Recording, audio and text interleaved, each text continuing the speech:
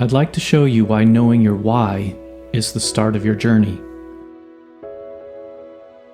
Without a strong why, it can be so difficult to reach your maximum potential. My name is Dr. Jason Balara, and every week I meet with real estate investors and mindset specialists that are taking action in order to build a life according to their own terms. We will break down what drives successful people and allows them to achieve at such a high level. If you are a professional wanting to break through, or simply someone that wants to hear an inspiring story, the Know Your Why podcast is made for you. Hi everyone, welcome to the Know Your Why podcast. Today we have Anthony Vicino. Anthony is a best-selling author, real estate investor, and a serial entrepreneur. He's committed to helping people maximize their return on life. He's actually got a lot more than that I'm going to let him talk to us about. Anthony, thanks for coming on the show today. I really appreciate it. Yeah, I'm really psyched to be here. Thanks for having me. Yeah, absolutely. Do you want to go ahead and sort of tell people your story? I know a fair bit of it, but I think there's some really interesting things, and then we'll dive into whatever seems to strike us. Yeah, let's go into the origin story. I know we just talked about this beforehand. You're a comic book nerd, so this is edition 1. Yeah. So for me, I'm also, by the way, we'll get into this probably, but I'm also a science fiction and fantasy nerd. But my story really starts with the fact that I have like really severe ADHD, and for the first 25 years of my life or so, I really struggled with that, trying to find ways that I could function in normal society. And so coming out of college, it was always clear to me that I was never going to be able to go the corporate route. I was never going to be able to work for other people because I'm just a really bad employee. I was always getting fired from jobs, and I struggled in school. And so like, I wasn't cut out to fit into I would say the classic corporate mold. So right out of college, I started looking for other ways that I could pursue my calling in life. And at that point, it wasn't really entirely clear what my calling was. And so I followed it down a lot of different rabbit holes. So for a while, I was a professional rock climber, and then I started writing science fiction and fantasy novels, and I did that for a long time. And then eventually my path led me to entrepreneurship. And it was interesting because a lot of the skills that I had to learn and develop for myself to just be able to be a functioning normal member of society, like the habits and routines and beliefs that I had to fit into my psyche so that I could control my ADHD. Turns out all those things were actually really beneficial for building businesses too. And so I kind of like found that had this innate ability when it came to building businesses and products and services. And so I started doing that and had a lot of success, and it's a lot of fun, and I still build businesses. But at a certain point, I had to, and I think this is the point of this podcast, is like knowing your why. For me, there came this inflection point where it was no longer enough just to build things for the sake of building them because it was fun. I really started struggling with the question of impact. And a mentor of mine had said something to me once that was really powerful. And it wasn't his quote, it's from somebody else. I can't remember who it was, but it was to the effect of responsibility is the price of freedom. And I looked at my life and I was like, well, I have a lot of freedom and I'm really blessed in that way. And so what's the responsibility that I'm paying forward?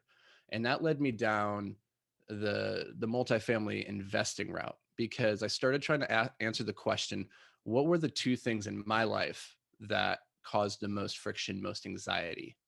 And for me, it was 2 things. One was my housing situation. There was a time I was living in the back of a van because I had nowhere else to go. And money. There was a time when I was also living in that van where I was $80,000 in debt. So those were the 2 things that were really stressful to me. And I was like, is there a way that I could help solve this for other people? And so multifamily investing came onto my radar because it would allow me to do 2 things. One was serve residents living in our apartment communities really well, because there's always this inherent tension between landlords and renters. This is their home, but they don't own it. And that's a very disempowering thing. There's just a lot of tension there. And so when I started investing in multifamily assets, I was like, I want to be able to make a positive impact on the lives of our residents so that they feel pride and satisfaction and happiness in living in these apartments. And then the other side of it was the money side.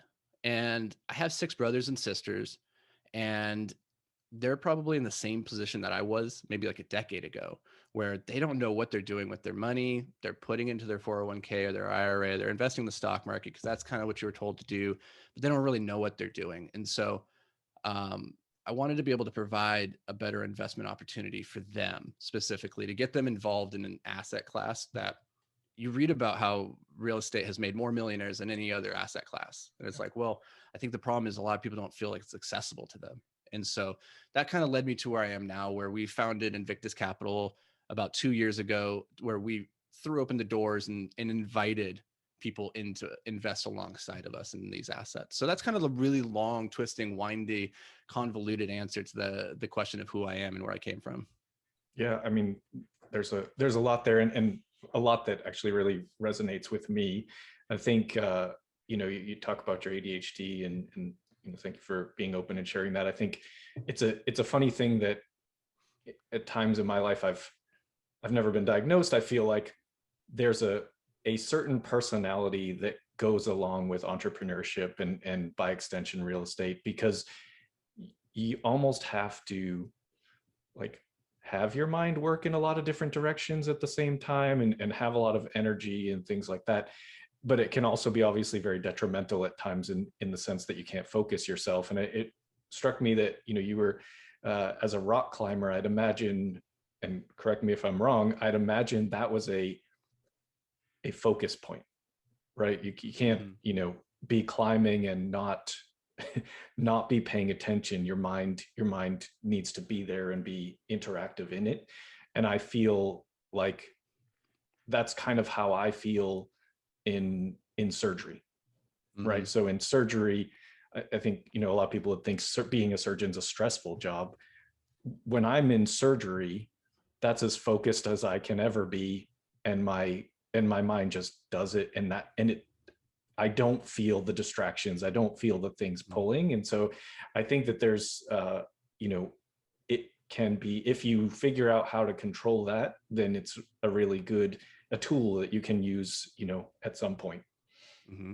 Yeah, what you're touching on is, there's some really unique aspects of having ADHD, and it took me a long time to figure out that there were actually some super strengths that I have as a person with ADHD. So like, one is, a lot of people misunderstand ADHD into thinking that I don't have the ability to focus, right?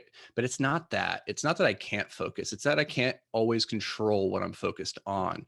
Right. But when I am focused on something, when I'm really interested in it, then I go into what's known as a hyper-focused state. And this is very similar to what we would consider the flow state for, when you're at this level of consciousness where you feel good and you're performing your best, where you're just in the zone. And I think we all have had that experience of being in flow, but it's not only is it like the most productive state that we can spend our time in as a human, because like we are just in that task, but it's also the most fulfilling and rewarding. It's one of the highest levels of pleasure that we can achieve is when we go into these flow states. So for me, a lot of my success in life and failures is as a result of what I was hyper focusing on.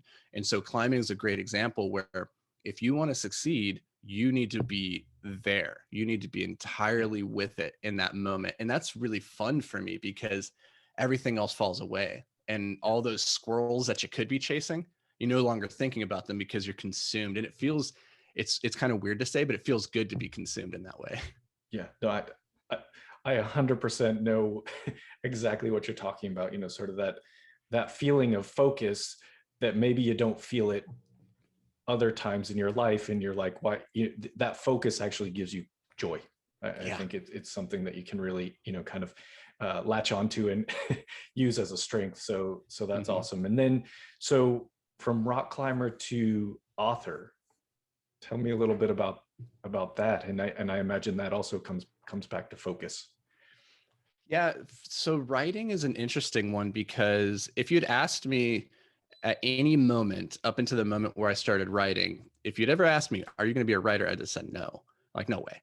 Yeah. But it's funny because my dad recognized in me from a very early age, when I was like a preteen, that I had an aptitude for storytelling and writing. And so he started cultivating it. He would buy me books. Like one of my birthday presents when I was 15 was a book by Stephen King called On Writing. And at that point, I hadn't really expressed any interest in writing, but he had just noticed, he's like, you got a skill. And he started just like kind of grooming it. He wasn't pressuring in any way, but his way of encouraging it was he started paying me to write him short stories. So he would pay me 10 cents per word, which is way too much to be paying a preteen who is just going to fill that with a lot of adverbs and adjectives. Come up with a lot of words. A lot of words. So it's not my best writing by any means. But all that's to say is that skill had been developed in this way where I never really thought I was going to apply it until at a point in my life, I wanted to marry this woman. And I went to her parents and said, hey, can I marry your daughter? And they said, sure, but how are you going to provide for her? And at that point in my life, I was a professional rock climber, which like sounds really glorious, right? Like everybody wants to be a professional rock climber, but it doesn't pay well. You're really just living in the dirt most days of your life. You just live under the stars and you climb all day. And that's a great life if that's what you enjoy, being in the wilderness and living that. But it's not a means to like great financial stability. So their question was, apropos. And I was like, well, what am I going to do? I never really thought about what I would do because I always just assumed I'd figure it out. And so that question was posed to me and I was like, well, what can I do? And the first thing that, for whatever reason, first thing that came to mind was, I'll just be an author. Like that seemed like makes sense. And this is where ADHD comes in handy again, because one of the things about us is that we're impulsive. And so we're not so risk averse. We jump into things without really thinking them through. And we're like, eh. And honestly, the universe has this soft spot for people who have a bias towards action, like fortune favors the bold. And so I just started writing, and a year later, published my first novel. And then over the next 3 or 4 years, I published 10 more, and they did really well. And it was like, oh, cool. Like I never really thought that was going to be the case, but it's also one of those situations where you got to be really careful what you wish for. I felt a little bit like the dog who catches the car and then doesn't know what to do with it, because what ended up happening is I started writing, and it sounds again really glamorous to be a writer, but what it really means is that you spend all your day locked in a room telling stories to yourself. You don't have much engagement with other people. You don't get out of your own skin. And that wasn't healthy for me. I started to fall into a depression, and it was unhealthy for me and my girlfriend at the time. And I knew that I could stay on that path and find a lot of success, but it wasn't filling me with fulfillment, because at the end of the day, I love science fiction and fantasy, but at its root, it's really about escapism. And that is a very, very valuable thing. Like, no, don't get me wrong. People need to have escapism and they need to be entertained. But I wasn't feeling as though that was fulfilling my highest calling in life. And so that's what sent me looking for, okay, how can I make a bigger impact beyond just sitting here and telling stories about things that go boom, lasers, aliens, and robots are a lot of fun, but they don't make you feel like at the end of the day, like you made people's lives better for having been part of this crazy merry-go-round around the sun. Yeah. And I think, I guess I would argue a little bit that it probably does make people's lives better in a entertainment, sort of that ability for people to escape from whatever is bothering them. And we touched on it, but I'm a big fan of, sort of the superhero genre. You can kind of see that behind me. My son's name is Logan after Wolverine. I mean, it's no secret. Everybody knows, kind of what I really enjoy from an entertainment standpoint. So I think, certainly it provides something, but if you don't feel it, right? If you don't feel like if it's not your why, right? It does sound glamorous, and you can be successful, and you are successful, and you did all that. But at the same time, if it's not kind of pushing you and sort of making you excited about it all the time, it's going to be hard to sort of keep that up, despite what outsiders might think. Oh, that's so cool. He's a science fiction author. Look, his books are doing great. But it's at the same time, not always it doesn't mean that fulfills you, I suppose. Yeah, I think part of it is I am such a nerd. I have, like, if you look at my library, it's 90% science fiction and fantasy and comic books, and I love it. But one of the things that I had a hard time with is I I'd publish a book and you would get a little bit of feedback. Like you would see the sales numbers and like, oh, people are buying this, but you wouldn't hear a lot from people. And most people aren't going to reach out and be like, this story changed my life. Or, like Right. that's few and far between, especially when you're writing kind of more like action, adventure, fun, consumable science fiction. And so I'm sure that there's people out there who are like, yeah, this meant a lot to me, but that feedback loop wasn't making it back to me. So I needed to have like some sort of more like visibility of like, here's what I'm doing. Oh, and I can see the person. I can see my resident, or I can see my investor, and I can see how their life is positive for me existing. Yeah, exactly. So I guess that's probably a good transition into Invictus Capital and sort of how that all started and how you made that transition and sort of what you're up to with that.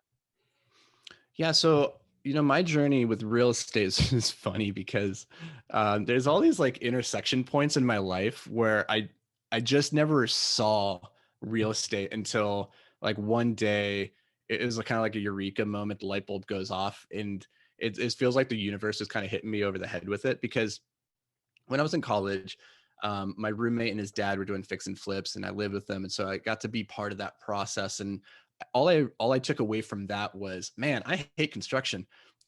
I can swing a hammer, but I can't hit the nail. I don't think I'm cut out for this. So for me, like real estate was equated with swinging hammers and like hanging sheetrock, and I was not cut out for that. And so that was the first intersection point. And then I went away for many years from ever seeing anything about real estate. And then a buddy comes to me one day and he's like, hey, I'm buying these quads and these triplexes. Do you want to do that together? And I was like, no, that sounds horrible, but I'll give you money. He said, you can go do it. I'll invest with you. Like, that sounds easy. Great. So he went and did that. And again, like, as the universe saying, hey, do this thing. And like, I'm just slow, I guess, because I didn't dive in at that point either. So it was another 5 years later, in 2017, before I finally was like, wait a minute, real estate, multifamily, like the pieces, like for whatever reason, the story that I tell people that like really the light bulb went off is I was driving into downtown Minneapolis one day, looked up at the skyline and was hit with the question, what's it take to buy a skyscraper? And it occurred to me at that moment, I was like 32 years old. And that had never crossed my mind before. I had never asked who owns all these apartment buildings that I drive by all day. Even when I lived in there, it never occurred to me to ask that question.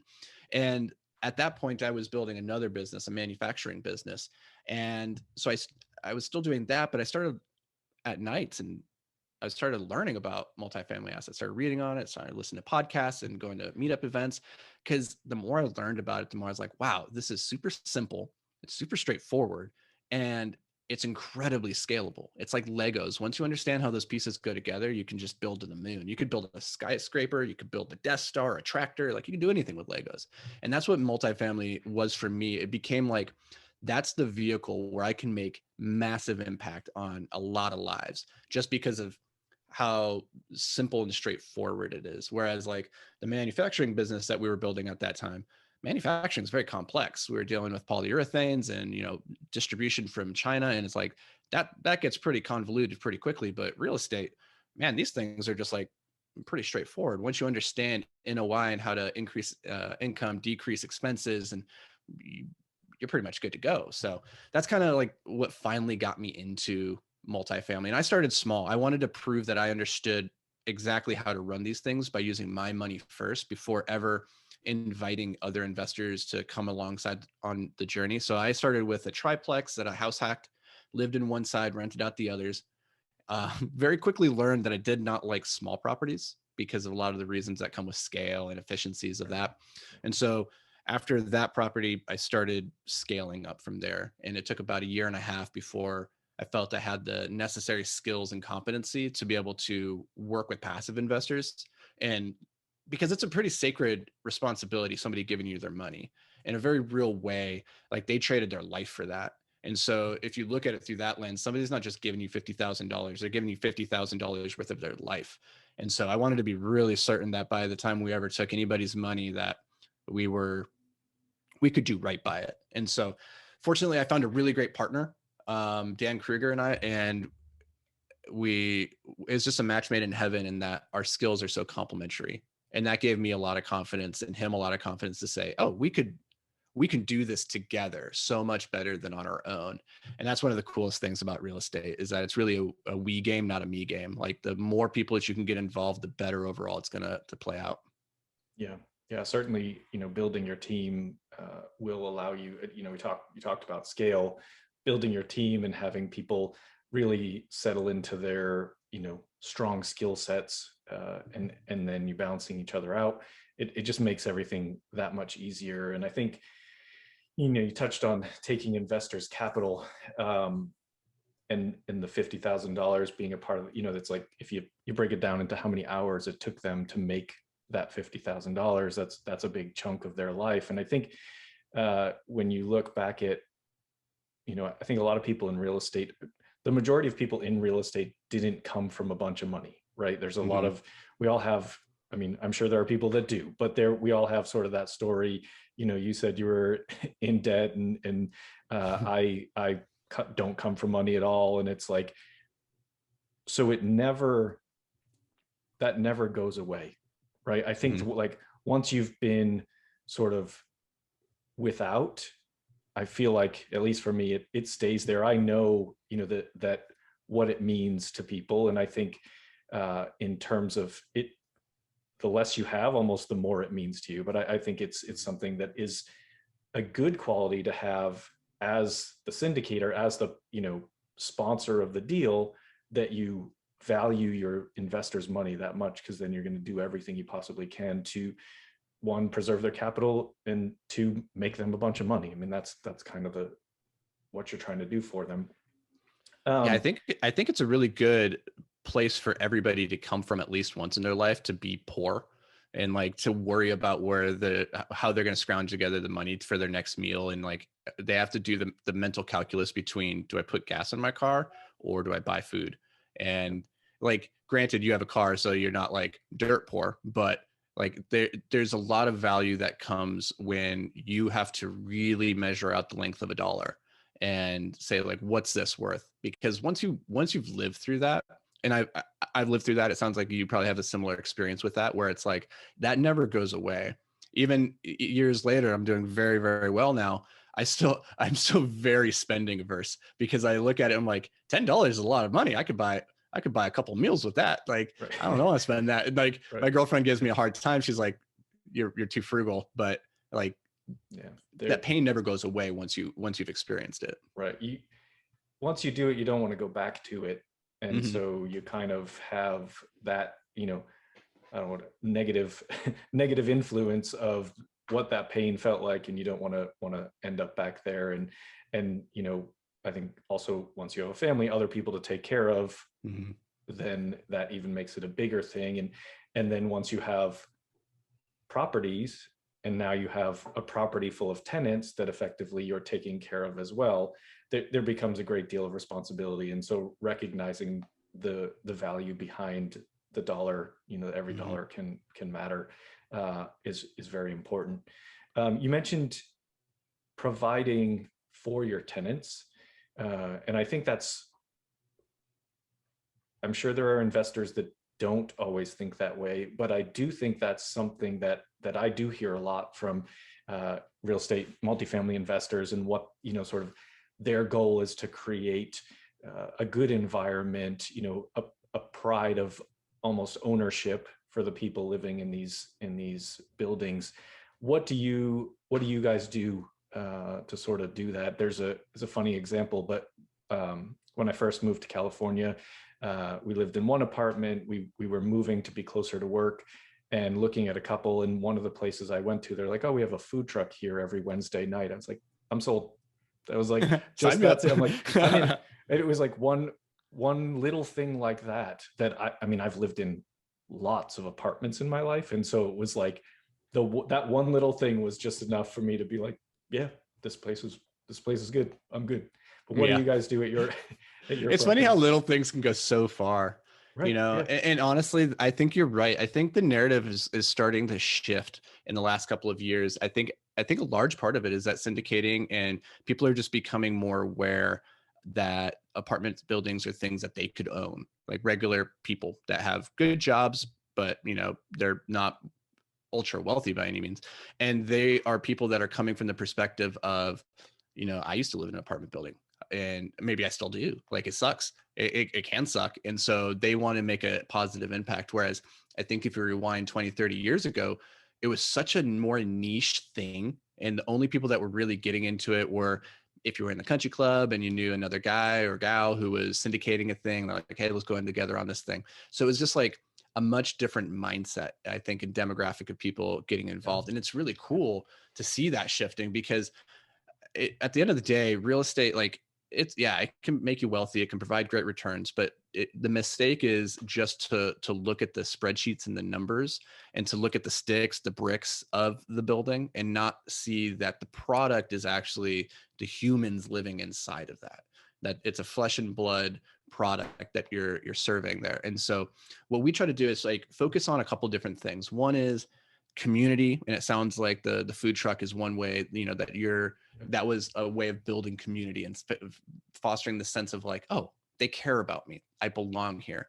And I think that's a really big part of it. You don't have to go crazy. Making somebody feel like they matter, that they're acknowledged, it goes so far. And so little things like whenever a property manager is on site and they see a resident, they have to stop and say hi and ask them, how's your day going?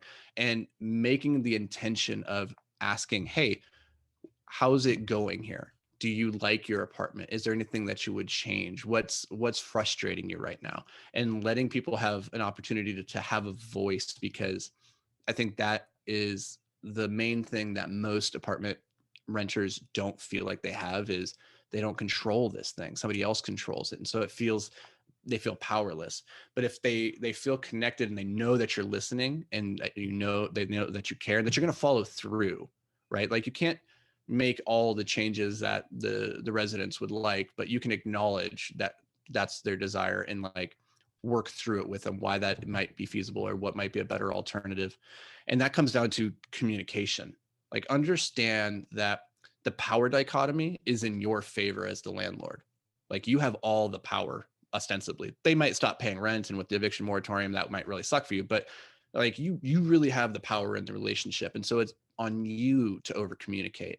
And it's your job to reach out to bridge that gap. It's not the resident's job to bridge it for you. And if you want to build a community of people who feel engaged and feel like they matter, then one, they're going to take care of the property. So that's just great. Return on karma is one of those things that's hard to measure, but it always comes out positive. If you put out good into the universe, it comes back to you. So if you take care of the tenants, they take care of the property. Win-win. And then they let you know when things are falling apart and you can improve them. And so, communication, acknowledgement, build community, and then stability. Like make sure that people understand what the rules of the game are and don't change those on people unless you've clearly communicated that with them. Man, like I had a landlord once, and I'm sure we've all had this, like a horror landlord story where it's like every other day it felt like they were changing the rules. Like, oh, you can't do this after 9 o'clock. No, I meant 7 o'clock. Oh, I'm writing you up because you did it after 6. It's like, wait, what? So being, stable and consistent with what you're presenting. So those are just like things. And this is like, it's not any one thing. It's more of an ethos or a culture or a way of thinking about the residents, not just as a number or a dollar sign, but that they're actually a person. Yeah, for sure. Yeah, they're people, and we're providing housing for them. And this is, that it needs to feel safe and cared for and all of that. And I mean, it's funny because you think about, this sort of older mentality maybe of the slumlord. And that's what, I think a lot of people think of landlords that way. And that's, I'm sure it's not entirely untrue. And hopefully there is a shift, and it seems like there's a shift to change. And it's aside from the humanity side of it, which is the most important thing. I mean, in reality, one of the biggest expenses a landlord has is vacancy. So you might as well make that place a place that people don't want to leave, right? And it's like the food truck example. They didn't pay for the food truck. They just arranged a food truck to be there once a week. That's all they had. It's simple. It's easy stuff. It's just a matter of kind of showing that effort that, hey, here's this cool thing. Like, you see like the same people out at the food truck every week and get to know your neighbors. And it's just a kind of a good community building type of situation, I think. Mm-hmm. It reminds me of the idea that doing the right thing is always the right thing. But unfortunately, quite often the right thing isn't something that you can measure with a spreadsheet. You can't quantify it. And so if you're looking to be able to calculate a metric of like, what's your return on that investment of the food truck, like you can't do it. So a lot of people might just discard it then. But if you want to build a thriving business, and that's really what we're trying to build at the end of the day, is not just, we're not just investors and buying buildings, like we're building businesses. And if you want to succeed, you need to have fanatical customers who love your product. And if they do, then when it's time for them to move on to their next step in life, they're going to make it so much easier for you to fill the vacancy, because they're going to recommend it to a friend. Like I can't tell you, like I had an awesome apartment and awesome landlords when I first moved back to Minnesota many years ago. And when I finally left, I was like, I want to put a friend or somebody into this apartment because it's such a cool apartment. And so I did all the work for those landlords of just getting the next person lined up, just because I was like, I want my friends to be there too, because it was a great place for me. Yeah. Yeah. And that's the feeling you want, right? And you want it mutually, right? You want to think you had the greatest tenant. They're moving on because now they're buying a house or moving out of whatever it is, not because they hated living there. And so it's just kind of, you want it to be that sort of mutual respect and admiration. You want them to tell their friends, hey, come live in this apartment complex. Like, they're pretty great. We have, a lot of events or whatever the case may be, but just having that sort of feeling of it's a place that people want to live. And I think it is incredibly important. And I totally agree. You threw out mindset in there. And I think I have noticed that mindset is a huge part of real estate investing. And I almost feel like mindset is real estate investing, right? It's like you have to set your mind that you're going to do, in a certain way to become a real estate investor. That's not the same as just going to work every day at a W-2 job. So on that, I know you've got a couple of podcasts, so I don't know if you want to speak to mindset a little bit and maybe tell people about your podcasts and kind of, I know what they're about, but I think that they're both very good, sort of subsets of real estate mindset. Yeah, I mean, mindset for me is everything. It's the game. Whether you're an entrepreneur or a W-2 employee, like it's everything. It's the lens through which you see the world. And if that lens is broken or, cracked, then it's going to affect everything that you see and the way that you move through the universe. And this is, I don't know how to say this in any stronger language, but you are a universe of one, in that the entirety of your reality is occurring inside of your brain right now, right? Like coming through your ears and your nose, your senses, your brain is interpreting all the inputs and the data to create a representation of the universe. And so what is happening inside of your mind is everything. And when you can unlock that, it makes all the difference in the world. And when it comes to investing, it's you can't succeed in this game unless you have the mindset stuff not maybe figured out, but moving in the right direction. Like I'm not a firm believer that you win every battle. My goal is only to win 50.1% of the battles. If I can end the day just up 0.1% over, the negative things in life, then that's moving forward, and that's great. That's progress.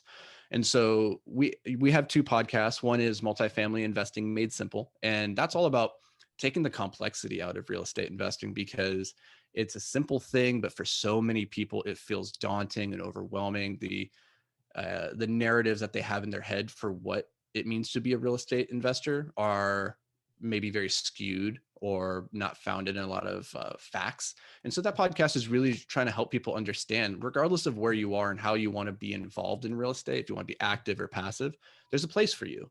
And we just want to make it very accessible and break down that knowledge barrier that keeps so many people from taking the first step. And then the other podcast that I have is The Brain Dump. And that's all about studying the psychology of success. And success is like such a funny word because everybody defines it differently. And that's why I like putting that in the subtitle, the psychology of success, because one of the first questions is like, Jason, how do you define success? Because it can be whatever you want it to be. It's not based on, society saying, oh, you need to be a multimillionaire, or you have to have a mansion. That is quite often the narrative so many people, and young people especially, get pounded into their brain. And so they feel like they have to live up to the status of that. But at the end of as there comes an interesting point, I hope, in everybody's life where they start to see that the truth of the situation is that you get to dictate all the terms of the game. You get to make up the rules and how you're going to judge victory or failure. And once you start doing that, you can stack the deck. Like you control the rules. And so you can make the game play out however you want to. But that's really what that podcast is about, studying the behaviors of people that we look up to, whether they're authors or entrepreneurs or, athletes, and saying like, what is it that allows that person to function at the level that they do? Because for me, struggling with my ADHD, the path for me to unlocking that wasn't me discovering anything new and revolutionary. Like, I'm just a guy who watched a lot of other people do stuff, and then like a monkey just started copying them. And some of the things worked, a lot of them didn't. So I ignored the things that didn't. I kept doing the things that did. And eventually, boom, here we are. And so I think success it leaves clues. It's replicatable. And depending on what you want to do, if that's like, you want to be the best dad in the world, that's how you measure success. Cool. Study that. Study the behaviors of people that you look up to. And you're like, that's a good dad. That guy, like my friend Jim, he's killing it. He's like the best dad I've ever seen. Yeah. Study that. If you want to be an entrepreneur, study the entrepreneurs that are doing it and then model that behavior. And so those are the podcasts that we put out. And they're a lot of fun, honestly, because they're kind of self-serving in a lot of ways, where we just get to dive into these topics that we find really engaging. And if other people find them entertaining too, then that's just like kind of like dessert. Yeah. Well, yeah. And I think if you're trying to do it to somehow make someone else like it, it'll never be authentic. And you just have to do what works for you. And then the people that like it will like it. And that's, what you're going for.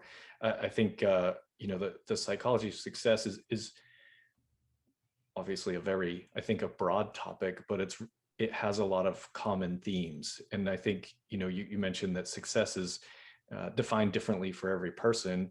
And I think that definition can even change for you as you move through life, right? So I think, you said a lot of young people think success is defined probably by wealth, cars, big houses, whatever that might be. And then, you change, maybe that changes over time when you realize that's not all there is to life. And you touched on, being the best, and that's when I was young, I had a very defined plan of how I thought things were going to go in life. And it never goes that way, right? It's everybody has a plan until they get punched in the mouth, and you just adapt and make something new.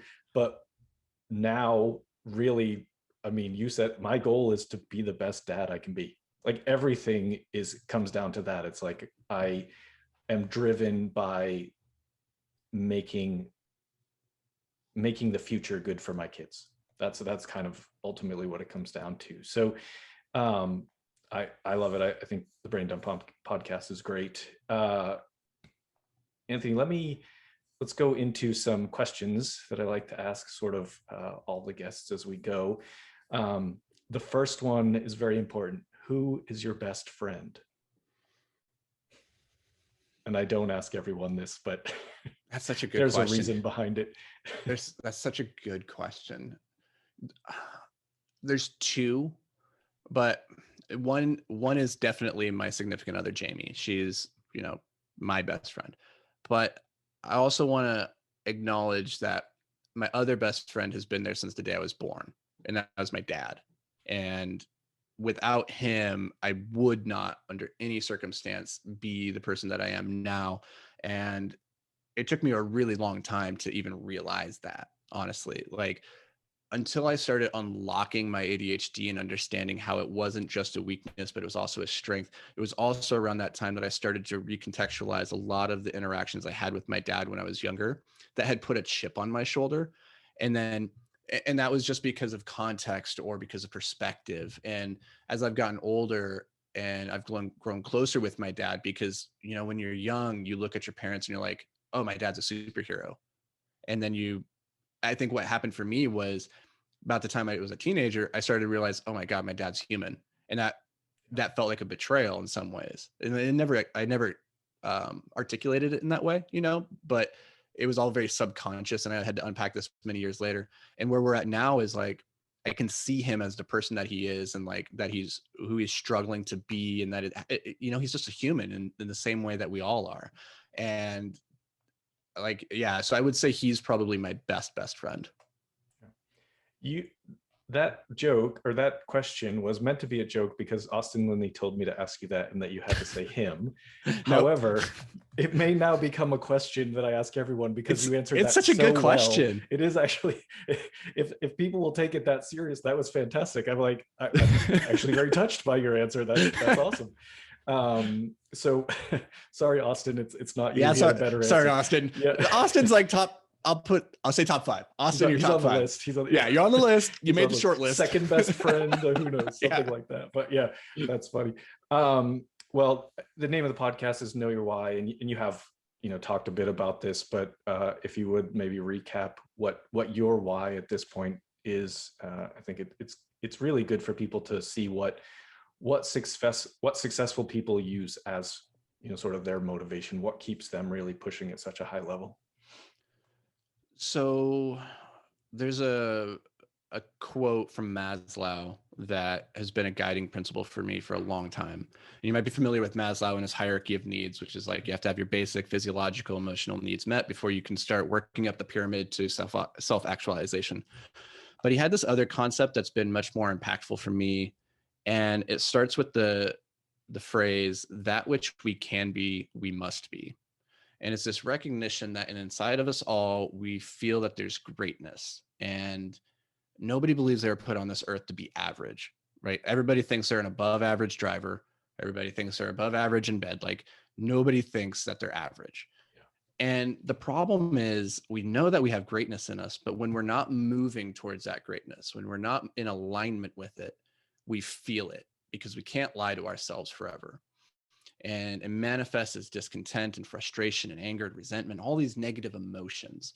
And for me, my life really started to take a turn for the better when I started to realize that I did have this greatness and that it's okay to acknowledge that, but it's also okay to acknowledge that I wasn't moving towards it.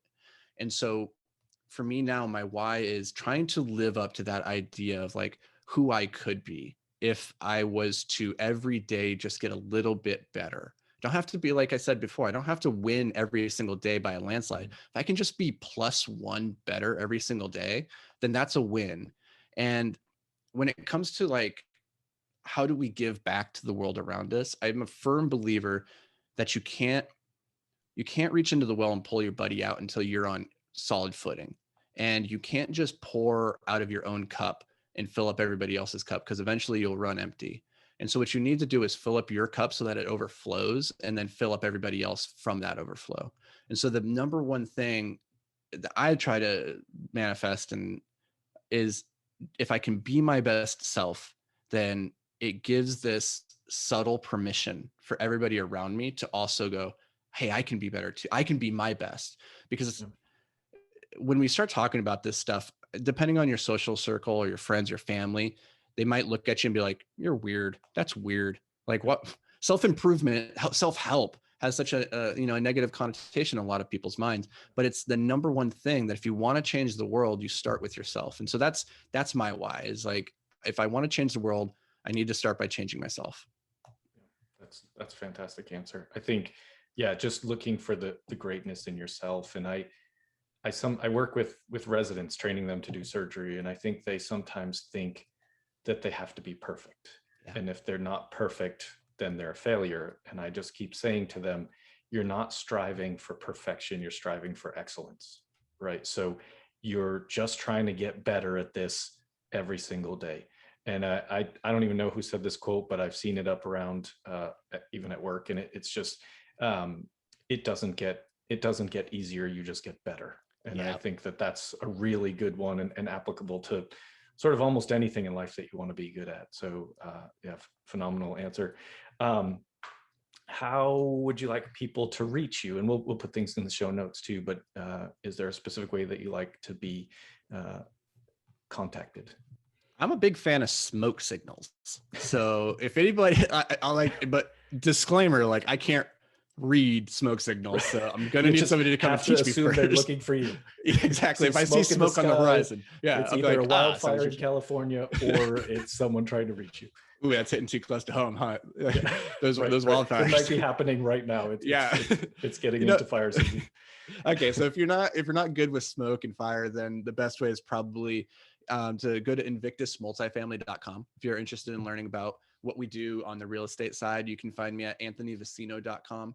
And I'm on all the social medias. Like LinkedIn is my primary stomping grounds, but if you can find me on Instagram, Facebook, and we mentioned the podcast before. So if either of those sounds like something that is up your alley and you want to learn more about, I encourage you to go and find them on iTunes and give them a listen. Yeah, sounds good. And like I said, we'll have the links in the show notes. One final question that I think will be a good one for you. What advice would you like to leave for people who maybe have a similar background that you've had, and sort of with the struggles that you faced and now how successful you've become? What would you tell them? The piece of advice that's been playing in my head this week, it seems like every week I have like a different piece of different nugget that I'm chewing on. And the one that I'm chewing on this week is the Chinese proverb that the best time to plant a tree is 20 years ago. The next best time is today. And you can let your past and your baggage and all the things that you didn't capitalize on all the opportunities of your youth. You can let that hold you back, but it's not going to move you forward. And so recognize that right now is an opportunity to make that positive decision and move forward. And if you just break up all of life's infinite decisions that come at you at any given moment and just look at each one and say, what's the +1 decision here? What's going to move me forward? What's the best use of my life and my time? And just start where you are right now. Like there's no better time than just starting that journey. If you're older, if you're in your 40s or 50s or 60s, like game's still on, man. You're still in it. So get to playing. And if you're in your 20s, 30s, and you don't know what you're doing, that's okay. Start doing something. Right. Yeah. Just pick something and start. I really love that. I'm a big fan of Gary Vaynerchuk, and he always talks about there is no time machine, right? So stop worrying about what you should have done and just start doing. And so I think that's fantastic advice. Right. It's not, you have as long as you have, so you might as well make the best of it. There's no point in thinking, oh, I only have a little bit left time, that all those limiting beliefs. Mm-hmm. The ref hasn't blown the whistle yet, man. You're still on the right side of the dirt, so keep playing.